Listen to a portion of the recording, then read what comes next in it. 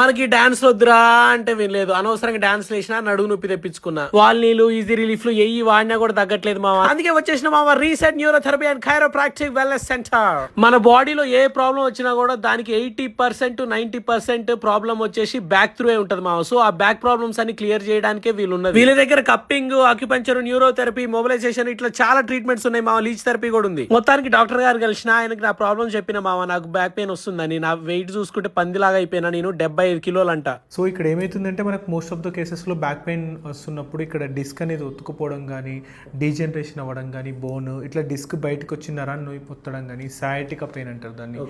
Back pain, disc problems ఇట్లా వీటన్నిటి గురించి మంచి ఇన్ఫర్మేషన్ ఇచ్చింది మామ. నాకు ట్రీట్మెంట్ కూడా స్టార్ట్ చేసారు అనమాట. ఓకే, ఒక్క దెబ్బకి ఒంట్లో ఉన్న నొప్పులని పోయినాయి మా భలే ట్రీట్ చేసిర్రు తెలుసా. Back pain, spondylitis, neck pain ఇట్లాంటి చాలా ఏ ప్రాబ్లమ్స్ ఉన్నా కూడా వీళ్ళే చూసుకుంటారు.